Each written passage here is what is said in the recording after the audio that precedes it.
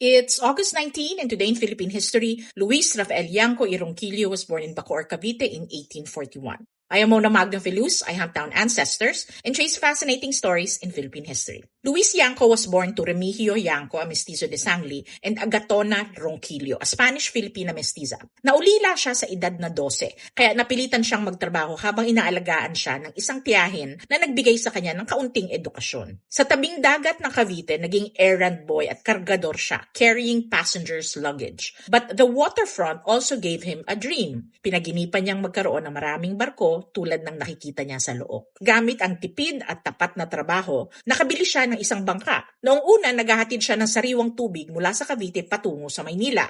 Nang magkaroon ng Carriedo Waterwork at lumiit ang pangangailangan sa serbisyo niya, nag-pivot siya, nag-deliver siya ng dayami, tabla at iba pang kalakal sa iba't ibang lugar sa may Pasig River. Eventually, bumili siya ng sailboat for inter-island trade. By around 1880, he owned a steamship called La Mosca, and his business eventually grew into a fleet of 28 steamships. Hindi lang shipping ang negosyo niya. He opened a store in Manila, became an agent for the Ayala Distillery, and entered the rice, fuel, and storage businesses. By 1870, kilala na siya sa Binondo business community. Dahil sa tagumpay niya, tinawag siyang hari ng Manila Bay at ng Pasig River. But Yanco's story eventually moved from business to politics and revolution. Noong 1893, naging kapitan municipal siya ng Binondo and later served in the Ayuntamiento de Manila. He was also involved in public works, markets, policing, and the Divisoria market. Before the revolution, he helped finance La Liga Filipina, founded by Jose Rizal. Later, Spanish authorities arrested Yanco and his son Teodoro, suspecting them of supporting the Katipunan with money and supplies. After 6 months in prison, they secured their release and left for Spain. Pagbalik nila noong 1898, Yanco joined Aguinaldo's revolutionary government and became Director General of the Treasury of the Malolos Republic. He even worked with Pedro Paterno on plans for a central bank. His personal life was equally eventful. He married 3 times, had provided for many children and stepchildren. His first wife was the widow Ramona Arguelles. She was first married to Tomas Corpus, and they had several children. Her son Pablo had a daughter Amalia, who married Ambrosio Magsaysay,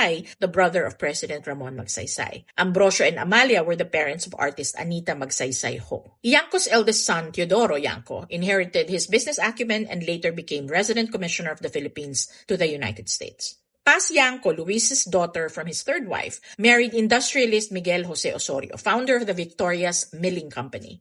Luis Yanco died in 1907, leaving behind not only wealth, ships, and businesses, but a complicated legacy of commerce, public service, and revolutionary support. Mula sa pagiging kargador hanggang sa pagiging shipping tycoon, ipinapaalala sa atin ng buhay ni Luis Yanco na ang kapalaran ay minsan nagsisimula sa isang napakaliit na bagay, isang bangka, isang pangarap, at ang determinasyong magpatuloy kahit mahirap.